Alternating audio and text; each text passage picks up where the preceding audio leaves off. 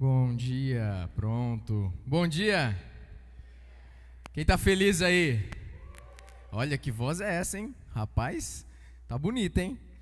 Gente, estou muito feliz de estar aqui com vocês. Eu sei que você tá mais feliz hoje porque foi liberado para os nossos irmãos aí, para o restante da família estar junta. Eu sei que não está todo mundo aqui ainda, que alguns ainda não se programaram para vir, mas eu estou feliz. Quem está feliz, dá um grito aí.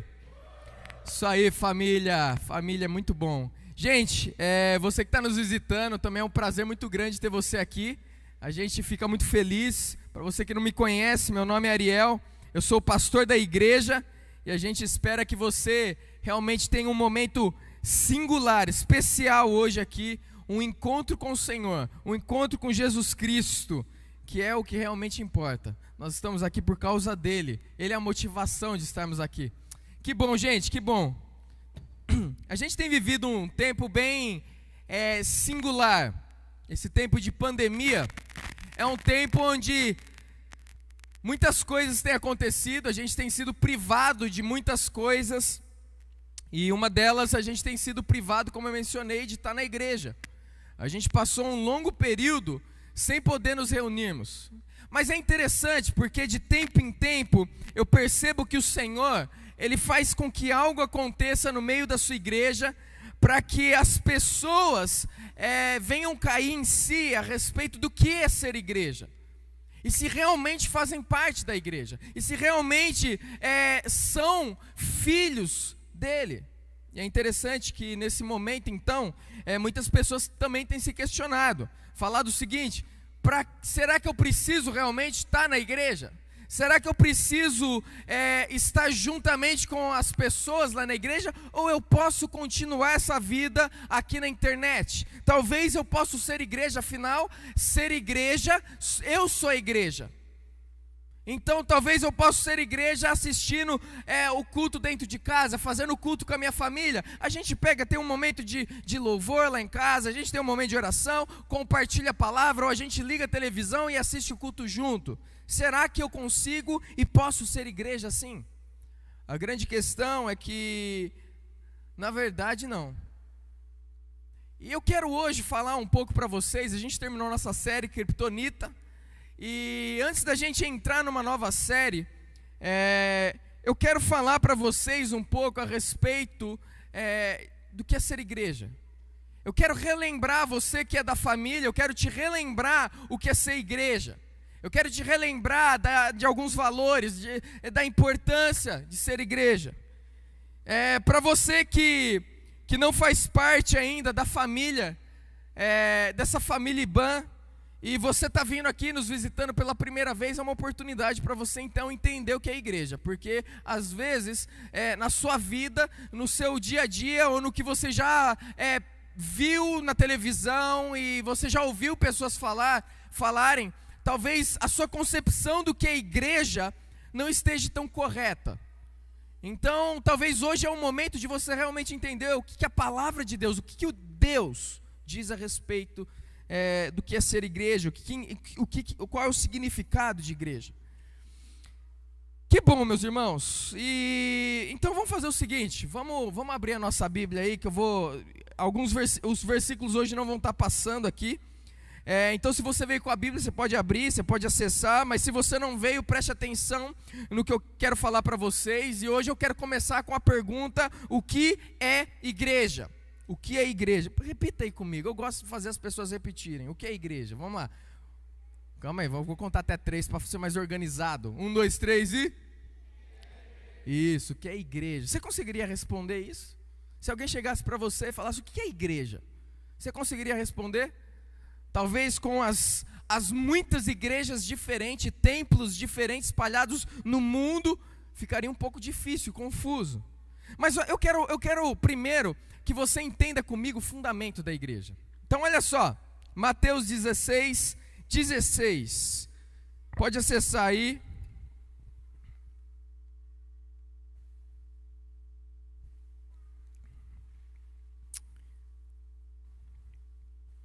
Amém? Olha lá, diz o seguinte: Simão Pedro respondeu, calma, antes de falar, deixa Deixa eu dar um pano de fundo aqui que está acontecendo.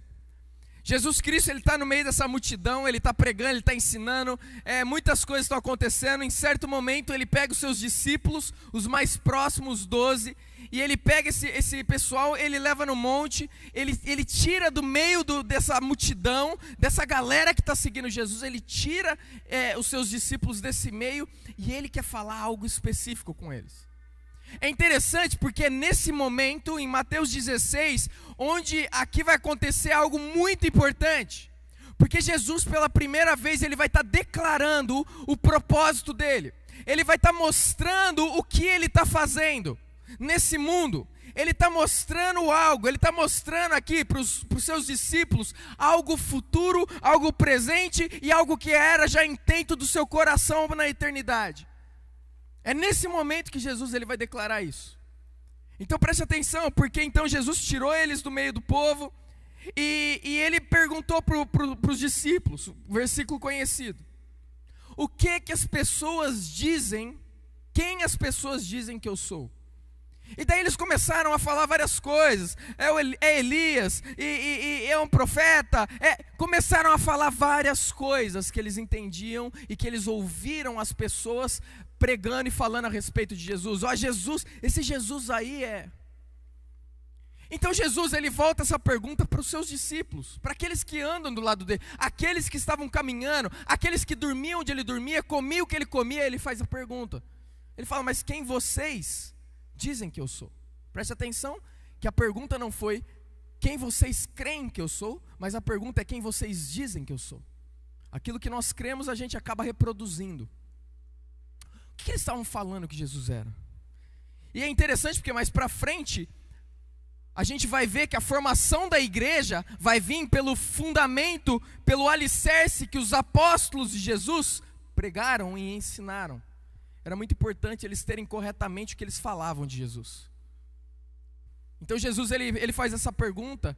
E Pedro, na sua ousadia, é interessante, porque Pedro, ele foi o primeiro a sair do barco naquele meio de tempestade, quando Jesus estava andando no mar, e ele estava andando sobre as águas, e Pedro falou: se é o Senhor, eu também quero andar. Pedro é o primeiro, é o ousado, que sai e já dá o primeiro passo de fé, e aqui não é diferente não. Pedro é o primeiro que dá o passo de fé para declarar quem Jesus é. E ele diz o seguinte então: Simão Pedro respondeu: tu és o Cristo, o Filho do Deus vivo. Aqui Pedro, ele está declarando o seguinte: olha, o Senhor, o Cristo é o ungido, aqui a palavra usada. É aquele pelo qual nós estávamos esperando, é aquele pelo qual todas as profecias no Antigo Testamento falavam do Senhor. O Senhor é o Filho de Deus, o Messias, o Rei que veio nos libertar. É isso que ele está dizendo aqui. Nessas pequenas palavras,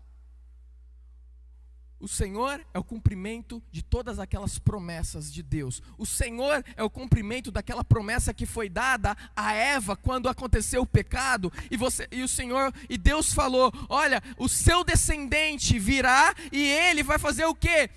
Ele vai ser ferido no calcanhar, mas ele vai pisar na cabeça da serpente. Ali já era uma declaração do proto-evangélico, a primeira declaração do evangelho sendo declarada. Um dia, olha, vocês pecaram, mas um dia eu tenho uma solução, um dia eu vou mandar, e esse descendente de vocês, ele está falando de Jesus Cristo, ele vai lidar com o pecado, ele vai acabar com a morte. E veja só, então ele está declarando isso.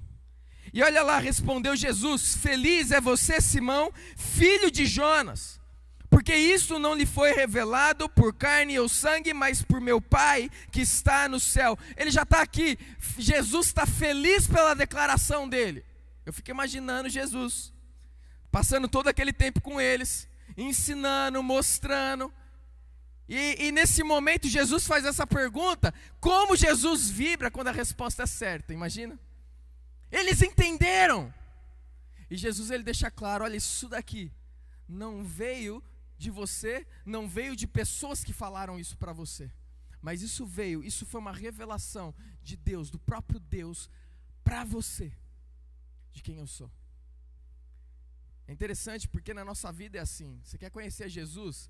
Vai muito além do que um pregador fala a respeito de Jesus. O pregador, ele simplesmente, ele tenta ser um instrumento nas mãos do Senhor, se esconder diante da cruz de Cristo, para que seja um instrumento para que você entenda. Mas é necessário que haja não só esse entendimento intelectual que o pregador está falando, mas também uma revelação do alto para você, para que você entenda. E é aí que a nossa vida é transformada, é aí que a gente tem um encontro com Jesus. Então olha só, ele continua, mas esse versículo que é mais interessante, ele fala assim: e eu lhe digo que você é Pedro, e sobre essa pedra edificarei a minha igreja, e as portas do Hades, do inferno, não poderão vencê-la. Então o que ele diz é o seguinte, olha a declaração que Jesus fala, e aqui a gente chegou onde eu queria chegar. O que é igreja? O que significa ser igreja? Jesus Cristo, ele faz uma declaração fantástica a respeito de igreja. Primeiro, olha só, Jesus Cristo, ele fala assim: você é Pedro, e sobre essa pedra edificarei, olha lá, repete comigo, a minha igreja. Jesus Cristo, ele declara que a igreja é dele, ele declara que ele é o proprietário da igreja, ele é o dono da igreja, a igreja pertence a ele, não pertence a você, não pertence a mim, não pertence a ninguém, não pertence ao governo, pertence a Jesus Cristo. Então a primeira coisa que a gente tem que entender a respeito de igreja é que a igreja, ela foi feita por ele, foi estabelecida por ele, ele é o dono da igreja e por isso os ensinamentos são sobre ele, a respeito dele, e nós seguimos ele, porque a igreja é dele. Minha igreja.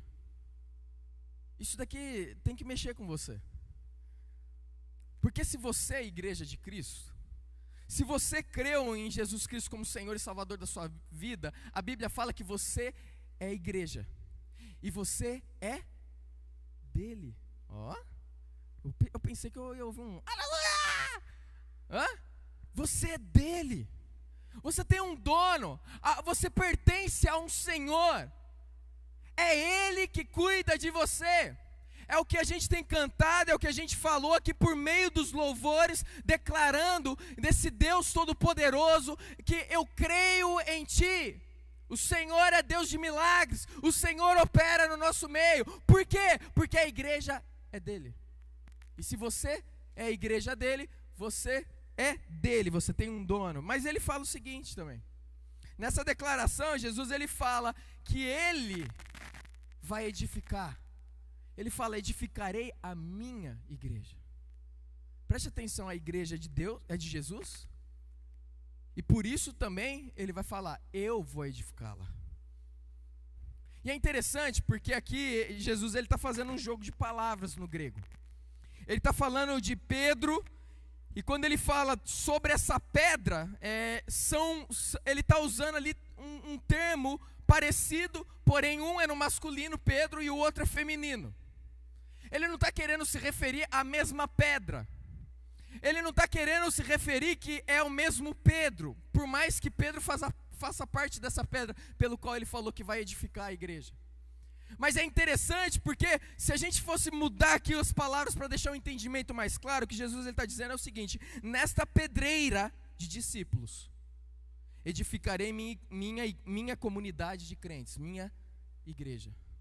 Nessa pedreira, é como se Jesus ele estivesse falando: Pedro, você faz parte de uma pedra pela qual eu vou edificar a minha igreja. Só que existem outras pedras também que virão. Existem outras pessoas que virão. E é interessante porque eu creio que Jesus ele estava falando a respeito lá de Atos 2. O Pentecoste, onde Pedro é o primeiro a se levantar. Jesus ele já estava apontando para aquilo. Ele é o primeiro a proclamar o evangelho, ele é o primeiro a dizer a respeito de quem Jesus era para o povo. Ele foi o que iniciou a edificação da igreja, mas depois dele veio vários. Olha só que a palavra de Deus fala, por isso que próprio Pedro escreveu o seguinte, 1 Pedro 2,5, ele falou: vocês também estão sendo utilizados como pedras vivas na edificação de uma casa espiritual, para serem sacerdócio santo, oferecendo sacrifícios espirituais aceitáveis a Deus por meio de Jesus Cristo. Essa palavra de Jesus teve um impacto tão grande na vida de Pedro, Que quando Pedro ele vai ensinar a respeito, ele fala, olha, vocês também são pedras vivas na edificação de uma casa espiritual. Ele está falando de quê? Da igreja. Ele está falando que todos nós fazemos parte dessa construção, dessa edificação pela qual Jesus disse, é a minha igreja e eu vou edificar. Como é que Jesus edifica? Por meio de pedras, ele vai construindo. E por isso que Paulo depois ele vai falar para a igreja de Éfeso, ele fala o seguinte, portanto, vocês já não são estrangeiros nem forasteiros, mas concidadãos dos santos e membros da família de Deus. Edificados sobre um fundamento dos apóstolos e dos profetas, tendo Jesus Cristo como pedra angular, no qual todo o edifício é ajustado e cresce para tornar-se um santuário santo no Senhor. Nele vocês também estão sendo edificados juntos para se tornarem morada de Deus por seu Espírito. Por isso que Paulo ele vai usar essa figura de um edifício que está sendo construído e dizendo as mesmas coisas, com palavras diferentes. Vocês fazem parte dessa edificação, vocês também fazem parte, vocês são as pedras pela qual Deus vai edificando a igreja dele. Eu quero que você entenda uma coisa. Jesus Cristo, nesse momento, quando ele está falando com os seus discípulos, ele está declarando o propósito dele, ele está declarando o que ele está fazendo. Você não gostaria de saber o que Jesus está fazendo? Você não gostaria de saber qual é o plano de Jesus? Você não gostaria de saber, para você fazer parte dessa história, entender o que Jesus está fazendo na terra, qual é o propósito dele? Preste atenção, esse é o propósito dele. Jesus, ele diz isso para os discípulos. Olha, eu vou declarar para vocês qual é o propósito. Olha o que eu estou fazendo. Vocês ainda não entenderam, vocês ainda não compreenderam. Talvez ainda agora, quando eu falar, vocês não vão entender, mas lá na frente vocês vão entender. E Jesus deixa claro, eu estou edificando uma igreja no mundo. Será que a igreja é importante? Será? Será? É ou não é? Se Jesus Cristo, o Criador dos céus e da terra, está dizendo, eu estou fazendo algo, e Ele está falando, o algo que eu estou fazendo é edificando a minha igreja no mundo, é algo sério para a gente pensar. Jesus ele não está numa nuvem tomando um chocolate quente e sabe, curtindo e deixando o tempo passar.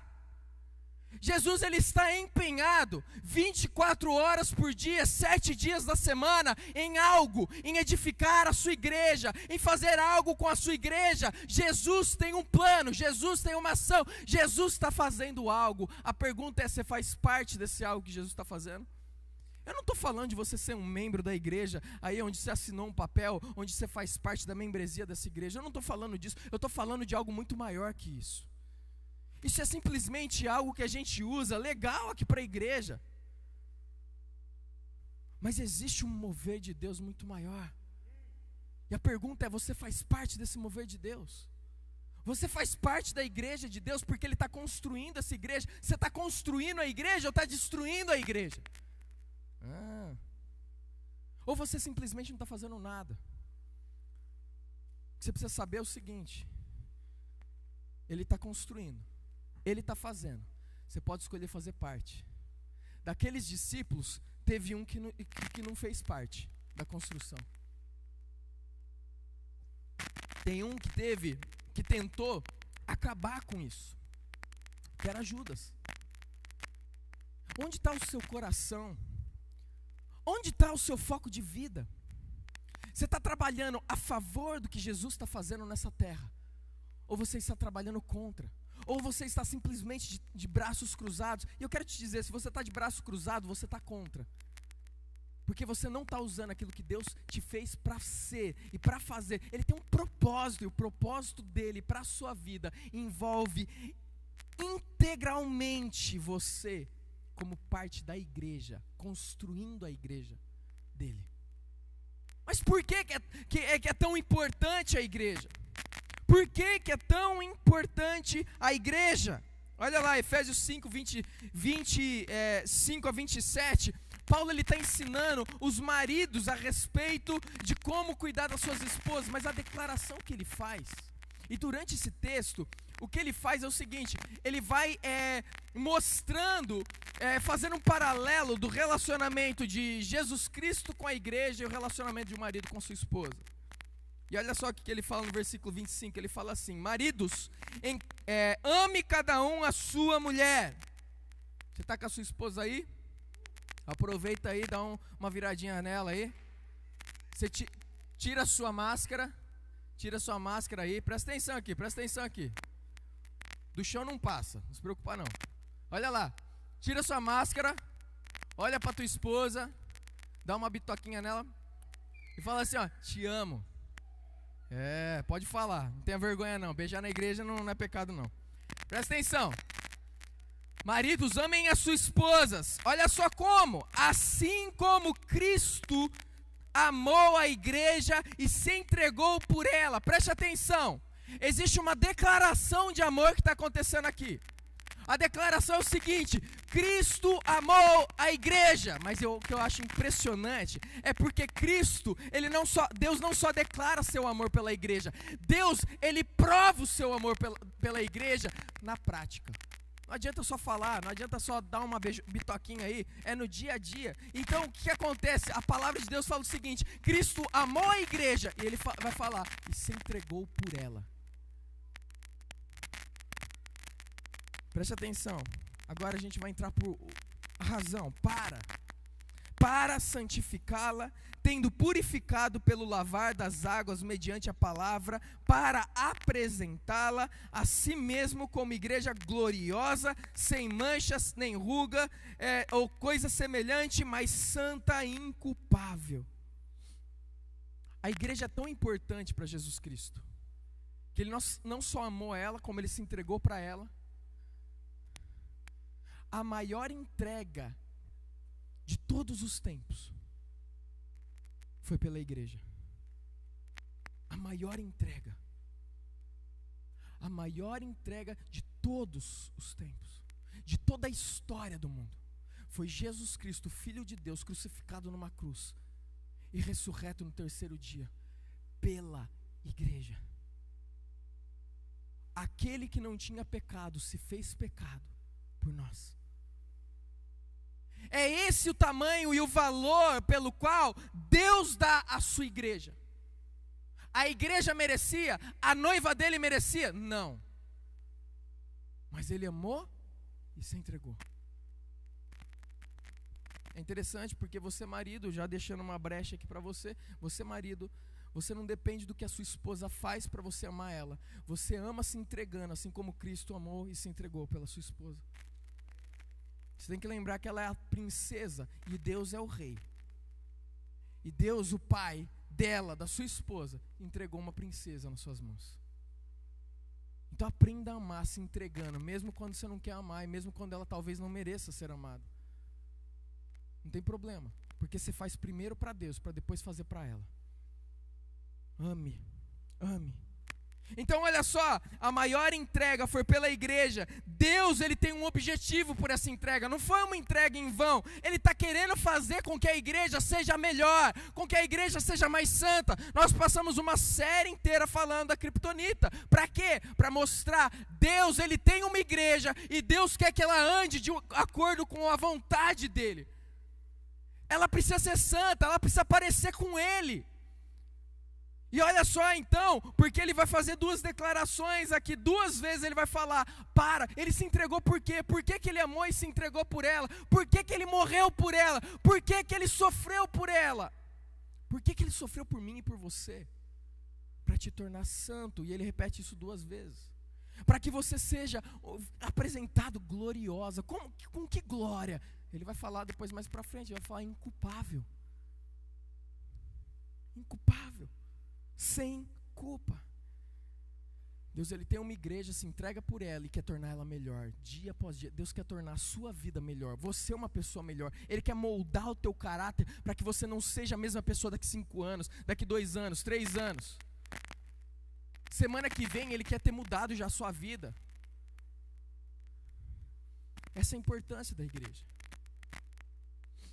Essa é a razão de Deus amar tanto a igreja. Ele se entregou por ela. E olha só, Mas eu quero falar alguns pontos aqui, de importância, a importância de nós estarmos juntos como igreja. Eu creio que Deus ele vai falar um pouco a respeito disso com você e comigo. Tem tudo a ver com as músicas que nós cantamos aqui. Então preste atenção. Primeira razão da gente estar junto é porque Deus ele se manifesta em meio à unidade. Preste atenção, se você olhar o momento do Pentecoste, antes do Pentecoste, o que acontece? A Bíblia fala que eles estavam, os discípulos, antes de ter aquele mover de Deus, onde milhares de pessoas creram em Jesus, houve um mover gigantesco do Espírito Santo. Antes desse mover, antes dessa manifestação da presença de Deus, eles tinham algo estava acontecendo. A Bíblia fala que eles estavam juntos, orando em unanimidade. Eles estavam unidos com um propósito. Deus ele se manifesta em meio à união e não à desunião. Por isso que eu e você somos tentados a vivermos uma vida dividida, a vivermos uma igreja dividida. Por isso que é importante nós entendermos que Deus ele manifesta a glória, manifesta o poder dele por meio de uma igreja unida, de um povo unido. Ele falou um povo todo igual? Não. Mas como é então que nós podemos andar na diversidade, com essas personalidades tão diferentes, mas mesmo assim andar unidos? A gente tem o mesmo propósito, a gente tem o mesmo Senhor. Quando a gente vê mais para frente, depois lá em Atos 4:31, a gente vai ver a igreja mais uma vez. Atos vai dizer o seguinte, que a igreja estava unida com o mesmo propósito, em oração, unida em oração. Sabe o que aconteceu? O chão tremeu, o Espírito Santo desceu, o povo saiu cheio do Espírito Santo. Por quê? Porque por meio da união, Deus manifesta a glória dele. Alguém aqui quer ser cheio do Espírito? Hã? Ah, meu irmão, eu quero. A gente precisa estar unido. Olha só, a gente olha, por exemplo, em Atos 12:12, quando Pedro ele foi preso e ele ia ser executado. E olha o que acontece, a Bíblia fala que ele estava preso entre dois guardas. Mas sabe o que a igreja estava fazendo? A igreja estava reunida, unida em oração, na casa de uma irmã. Enquanto eles oravam, apareceu um anjo lá na prisão, soltou as correntes de Pedro, e Pedro estava liberto. A manifestação de Deus acontece na união do seu povo. A Bíblia está cheia disso. Qual é a razão então? Não é apenas uma questão de um mover de Deus, a manifestação da glória dele no nosso meio, no meio dessa unidade, mas a unidade também traz proteção para mim e para você. Andarmos juntos traz proteção. Então para você que está em casa, talvez você pode estar pensando assim, eu vou ficar em casa, eu não preciso da igreja. Preste atenção nessa proteção que a igreja causa. Hebreus 10:25 vai dizer o seguinte: não deixemos de nos reunir como igreja segundo o costume de alguns. Primeiro, tinha algumas pessoas que não estavam querendo se reunir. E Paulo então, o autor de Hebreus então, ele faz o quê? Ele precisa tratar isso. Ele vai falar, não deixe de se reunir como costume de alguns. Daí ele vai falar, mas procurem encorajar-nos uns aos outros, ainda quando vocês veem que o dia se aproxima. Que dia é esse que se aproxima? A volta de Jesus Cristo.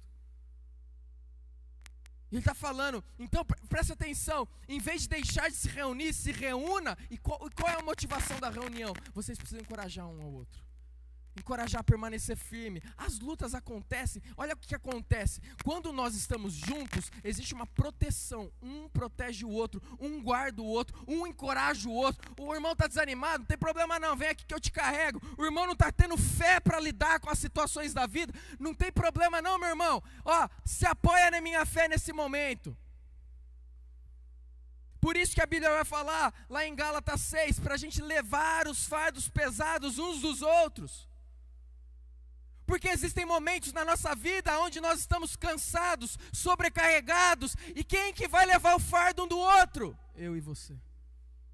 Mas como que a gente leva o fardo se a gente não está unido? Como é que a gente sabe que alguém está precisando, está com um fardo pesado, se a gente não está unido? Qual foi a minha declaração quando eu cheguei aqui? Bom dia, família. Riba. Família precisa andar unida. Não sei como foi a sua família, mas a família de Deus anda unida. Não sei qual foi as tretas que aconteceu dentro da tua casa na sua infância, na sua juventude, ou até mesmo hoje, mas não importa, porque aqui dentro nós precisamos andar unidos. E se você andar unido, se você criar essa cultura, você vai ver que a tua casa vai ser transformada também. Vocês vão andar unidos, porque é um só Senhor. Hebreus 3, 12 e 13 vai dizer o seguinte: cuidado, presta atenção, é um alerta. Cuidado! Cuidado significa que eu e você também precisamos cuidar. Quando você vê uma placa lá na pista, cuidado, buraco na pista. Meu irmão, se você não presta atenção na placa, o que vai acontecer com você? Você vai morrer. Você está andando a 100 por hora, alguns têm o pé pesado, vai querer andar 150, quase 200. Daí o que acontece quando passa num buraquinho? Estoura o pneu, capota o carro, acaba com tudo. O alerta é para cuidar da nossa vida. E o autor de Hebreus está dizendo: cuidado, irmãos. Ele não está falando para descrente, ele está falando para irmãos. Cuidado, irmãos, para que nenhum de vocês tenha coração perverso e incrédulo. Ele está falando: toma cuidado. Você que é crente, você precisa tomar cuidado para não ter um coração perverso, para não ter um coração incrédulo. Mas pastor, eu sou crente. Oxente, eu sou crente. Você está achando que eu vou ter um coração perverso? Você acha que eu posso ter um coração incrédulo? Eu creio em Jesus, pastor. A palavra de Deus está nos alertando. É porque na nossa caminhada nós podemos andar com frieza. E a gente pode começar a ter um coração sim perverso, que faz o mal, quer fazer o mal. Às vezes não vai ser matar alguém, mas vai ser um adultério, vai ser uma procrastinação, vai ser ansiedade, vai ser mentira. E olha o que ele fala, que cuidado, irmãos, para que nenhum de vocês tenha coração perverso e incrédulo, que se afaste do Deus vivo. E ele fala ao contrário. Preste atenção como que a gente lida com um coração perverso, um coração incrédulo que se afasta do Deus vivo. Olha como que a gente lida, olha como que a gente cuida. Ao contrário, encorajem-se uns aos outros todos os dias. Presta atenção, todos os dias durante o tempo que se chama hoje, de modo que nenhum de vocês seja endurecido pelo engano do pecado. Todos os dias, igreja não funciona só de domingo, igreja é uma família, família é todo dia. Você pode arrumar a desculpa que você quiser, isso daqui é o que a palavra fala. Igreja, ser igreja é todo dia. Jesus está construindo algo, Jesus está edificando algo, ou você faz parte ou você não faz. Na minha vida eu tive que tomar essa decisão. E às vezes você pensa assim: mas você é pastor, você é pago para fazer isso que você faz. Nem sempre fui pastor. A decisão que eu tomei foi bem antes de ser pastor.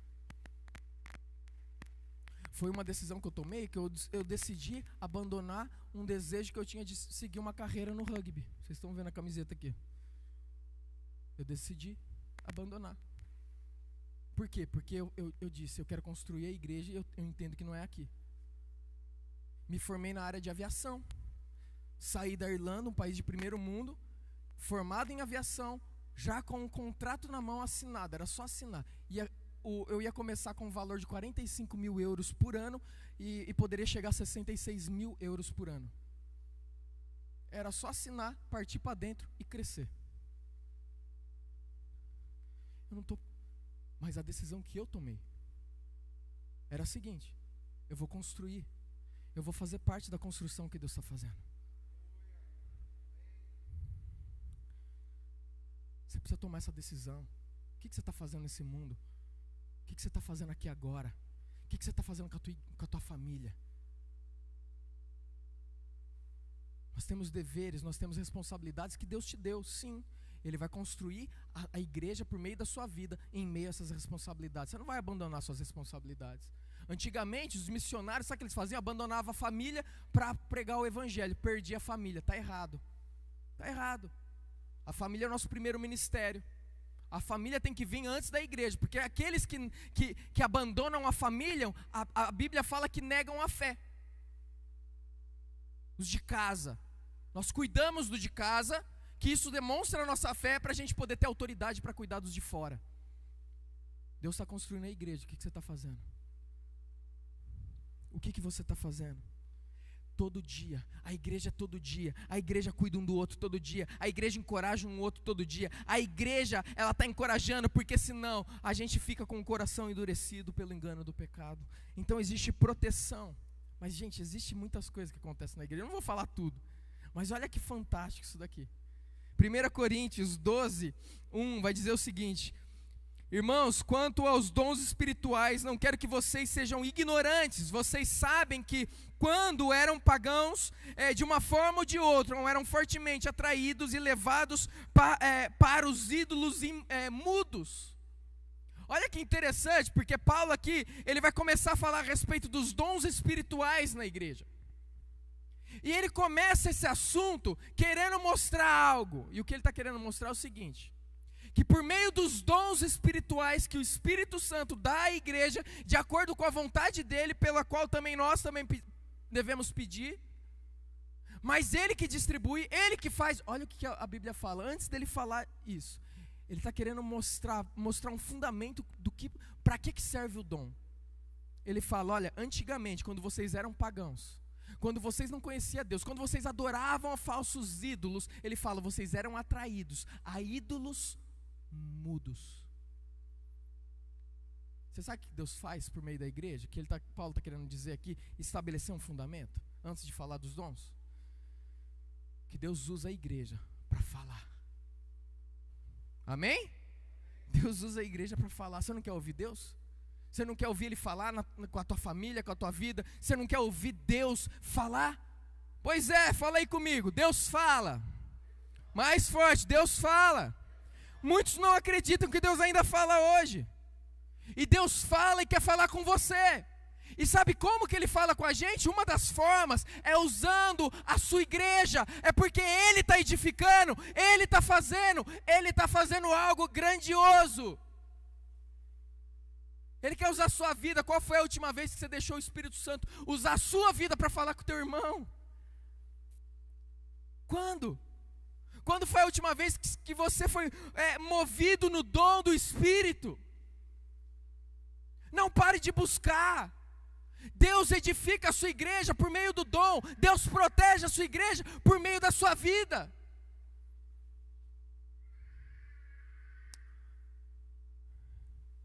Olha só, existe um poder, e essa é uma razão pela qual o inimigo ele investe tão pesado a respeito da unidade da igreja.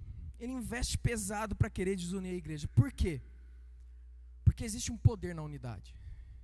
Quando a gente olha o texto lá de Gênesis 11, que fala da Torre de Babel, olha o que fala. Os homens, eles se reuniram, e olha o que eles falaram.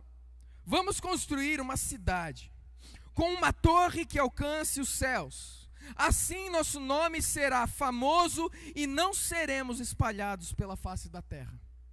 Preste atenção, aqui eles estão fazendo tudo errado. Primeiro, Deus tinha dado uma ordem. E a ordem era o quê? Para eles se multiplicarem e se espalharem por toda a terra. Aqui eles já estão falando, nós não vamos espalhar, a gente vai viver junto. E olha só, nós vamos fazer o nosso nome glorioso, conhecido. Então olha o que Deus fala a respeito da ideia deles de construir essa torre.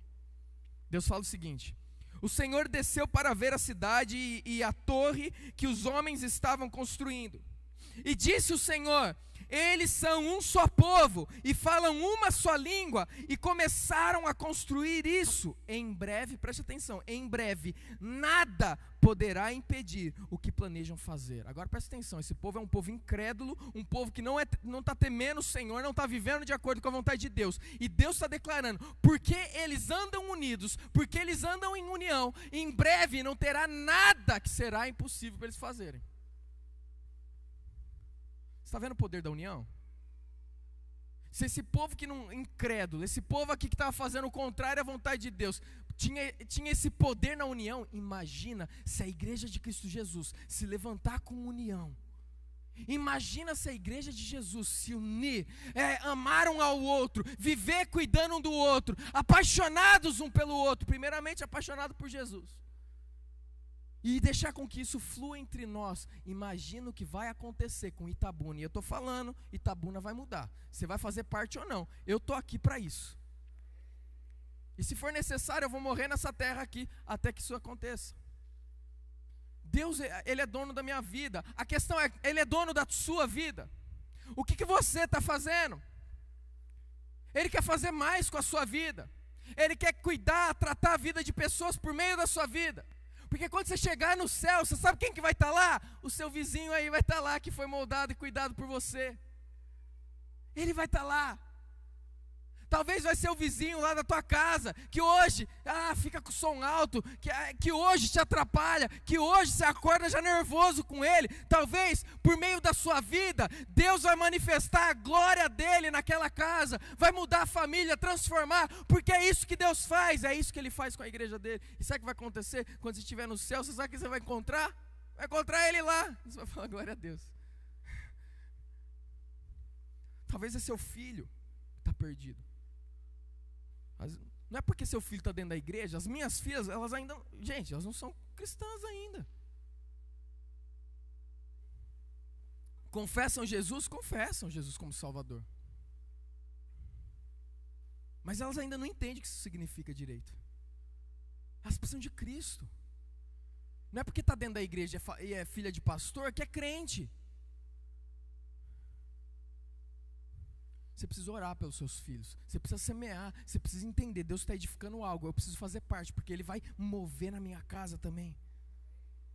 Existe poder na unidade. Se você que quem participou do Face a Face, levanta a mão aí. Você sabe o que acontece no Face a Face. Toda vez que uma turma vai sair daqui, você já fica avisado, se que for para o Face a Face. Toda vez que uma turma vai sair, eu falo o seguinte: eu quero que vocês prestem atenção na união, no amor que acontece entre as pessoas lá. E daí você vai entender o porquê do mover de Deus. Porque Deus se manifesta na unidade. Deus se manifesta na unidade. Mas olha só, Jesus, eu estou terminando aqui. Jesus, ele vai orar. E quando Jesus está orando antes de ser preso, antes de ser crucificado, a oração de Jesus, ele faz uma oração em João 17 para ele, ele conversando com o Pai. Depois ele vai fazer uma oração voltada para os seus discípulos, e depois ele vai fazer uma oração voltada para os discípulos dos discípulos dele, aqueles que creriam que seriam nós, pela mensagem dos discípulos dele. E olha a oração que Jesus Cristo faz. Preste atenção, João 17:20 diz o seguinte: minha oração não é apenas por eles, pelos discípulos dele, que ele está dizendo, rogo também por aqueles que crerão em mim por meio da mensagem deles. Nós, ele fala, para quê? Ele está rogando, presta atenção, não é qualquer declaração que Jesus está fazendo, ele está se abrindo, ele está dizendo, Deus, faz alguma coisa, para que todos sejam um. Pai, como tu estás em mim e eu em ti, presta atenção, declaração de Jesus, que eles, tudo isso que eu fiz, tudo isso que aconteceu, tem um motivo para que eles sejam um, assim como nós somos um, é isso que ele está dizendo, que eles também sejam em nós, para que o mundo creia que tu me enviastes, dê-lhes a glória que me deste, para que, olha quantos para que, ele está falando por quê? Eles sejam um, assim como nós somos um, e eu neles e tu em mim, que eles sejam levados à plena unidade, para que o mundo saiba que tu me enviastes e o amaste como igualmente me amaste. Por duas vezes Jesus está dizendo, para que sejam um, assim como nós somos um. Você sabe qual que é a declaração, o desejo de Jesus para a sua igreja, para a igreja que Ele está edificando? Que você seja um com os seus irmãos, assim como Jesus Cristo e o Pai são um. Agora, Jesus Cristo e o Pai são um como? Mesmo Deus. Essa é a unidade da Trindade. Mesmo Deus. É assim que Ele quer que você seja com o seu irmão. Um. Junto, colado. Se ele está doente, você espirra lá na tua casa também. Tá com gripe aqui, hoje tem alguém que está doente. Ele quer que você seja um, que você ande em tanta comunhão. Mas por quê? Para que o mundo creia que tu me enviaste.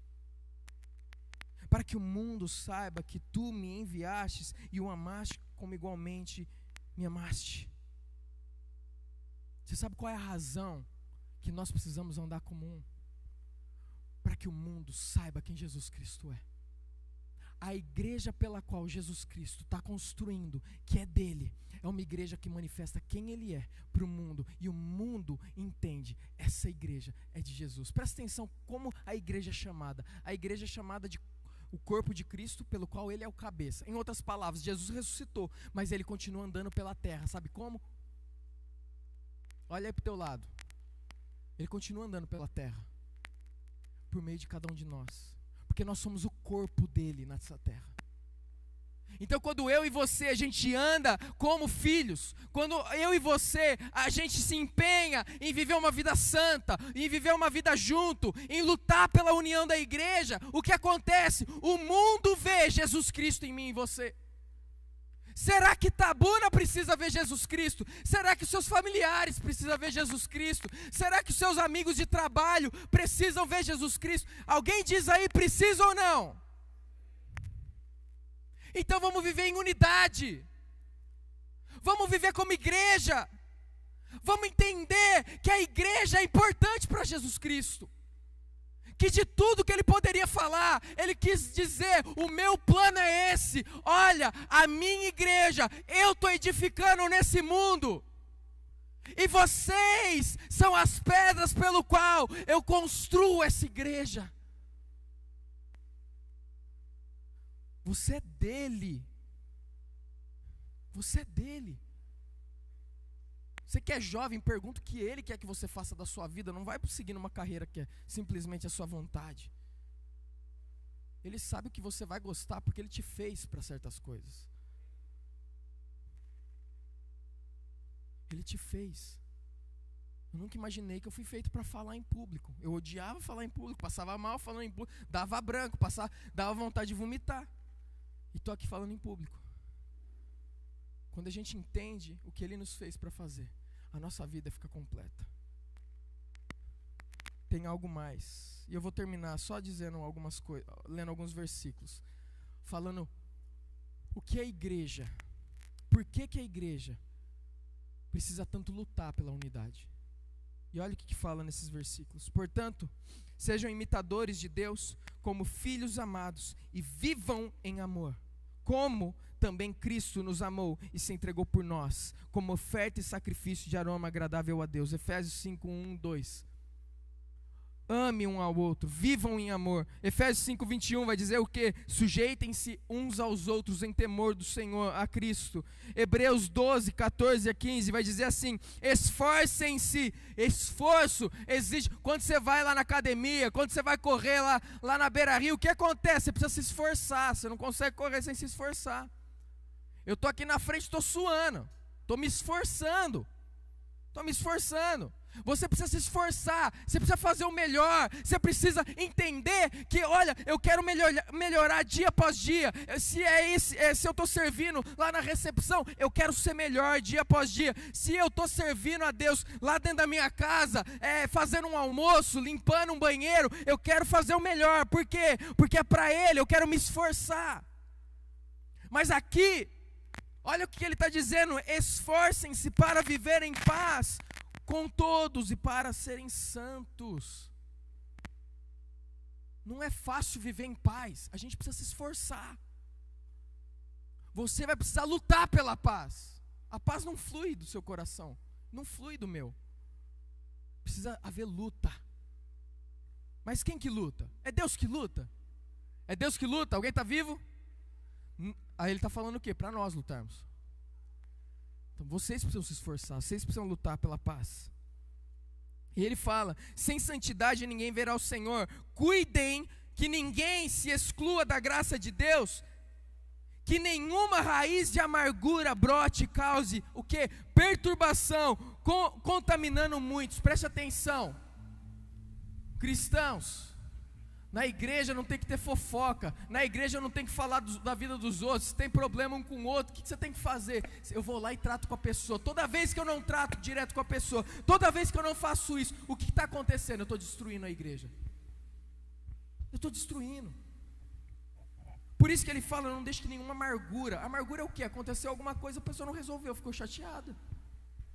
Agora você sabe o que é impressionante? Uma pessoa chateada, em vez dela tratar e lidar com aquela mágoa, ela começa a contaminar a outra, que às vezes não estava chateada, mas fica. E quando você vê, está contaminando, está causando divisão. Tudo que causa divisão dentro da igreja não é do Senhor. Fora da igreja não é do Senhor. Por quê? Porque Deus quer causar uma união santa para manifestar a glória dele. Então preste atenção, com muito amor e carinho eu vou falar isso daqui para você. Cuide da sua boca, da sua língua. A Bíblia fala para nós o seguinte, que a gente não deve falar tudo que a gente pensa e tudo que a gente acha. Às vezes a gente acha isso. Eu sou a pessoa que fala logo. Você está errado. A Bíblia fala que em vez de falar logo, a gente deve saber controlar a nossa língua, porque a nossa língua ela destrói. A gente tem que saber controlar, porque como uma fagulha, ela pode causar um incêndio. Ela é igual veneno mortal, Tiago vai falar. Ela é igual o leme de um grande navio, pequena, mas governa todo o navio. O que você fala, mostra como sua vida está sendo governada. A boca fala aquilo que está cheio, o coração. Está cheio de amargura, vai falar amargura. Está cheio de ira, vai falar com ira. Mas se estiver cheio de Jesus Cristo, daí não tem quem te segure. A igreja de Jesus Cristo cuida da sua língua.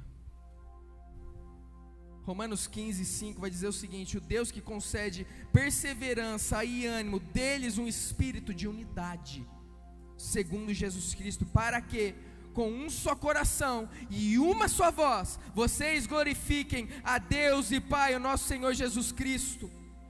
Efésios 4:3-6 vai dizer: façam todo o esforço para conservar a unidade do Espírito pelo vínculo da paz. Qual é o desejo de Jesus Cristo para a igreja dele? É que ela cresça, que ela ande unida, e por meio da união manifeste a glória dele nessa terra. Meus irmãos, por que eu estou falando isso? É porque a igreja é importante. É tão importante que ele se entregou. Quem cuida da igreja, além de Deus, que é dele, somos eu e você. Vamos ficar de pé. Você talvez está nos visitando e falando: caramba, eu vim aqui e parece que o pastor está lavando roupa suja. Não é não. Eu louvo a Deus pela nossa igreja. Eu louvo a Deus pela nossa igreja, porque eu tenho visto na vida de cada um de vocês um crescimento, uma maturidade. Eu tenho visto cada um de vocês. Eu lembro quando nós chegamos, a diferença que eu vejo na vida de muitos, na adoração, na intimidade com o Senhor. Quantos passaram de uma vida religiosa para uma vida de intimidade com o Senhor? Eu louvo ao Senhor, mas Deus ele está querendo fazer algo maior aqui em Itabuna. Eu falei isso semana passada, e esse algo maior vai depender da nossa união no Espírito Santo de Deus. Se nós queremos ver o milagre do Senhor acontecendo, você sabe que eu creio, e eu já experimentei isso, de igreja orando e louvando. Enquanto estava louvando, pessoas eram curadas. Eu lembro uma vez que eu estava ministrando louvor, e nós começamos a louvar, e meus irmãos, começou a cair pessoa endemoniada no meio do louvor, e começaram a ser libertas. Sabe por quê? Porque Deus se manifesta, e onde Ele se manifesta, as trevas vão embora. Tem gente precisando de libertação, tem gente precisando de cura, tem gente precisando de salvação em Jesus Cristo.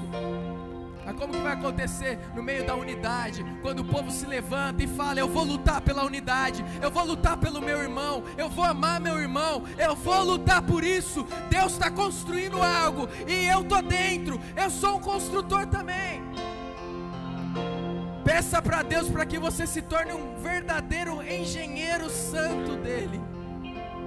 Você faça parte dessa obra, meu irmão e minha irmã. Você que está aqui nos visitando, Deus, Ele está te convidando para fazer parte dessa família. Uma família que não é perfeita, mas que serve o Deus perfeito e que caminha rumo à perfeição, em nome de Jesus Cristo.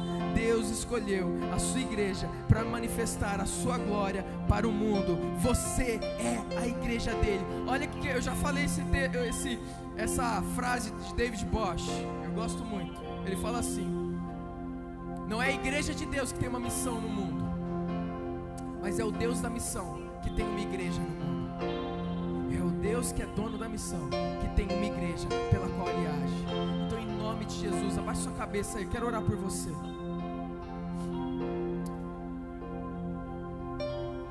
Deus, a gente olha esse ano e a gente às vezes pensa que foi um ano perdido, mas para o Senhor não existe ano perdido, não existe um dia perdido. Talvez esse entendimento e esse falar de ano perdido vem de um coração que não está participando do que o Senhor está fazendo. Mas eu oro que em nome de Jesus, Deus, que isso mude. Que Deus, naqueles que estão sem visão, que estão sem enxergar o que o Senhor está fazendo, que em nome de Jesus, hoje haja um abrir dos olhos, ó Deus, para enxergar o seu mover. Para enxergar que o Senhor, em meio a uma pandemia, está construindo a sua igreja, está edificando a sua igreja, porque existe um mover do Senhor.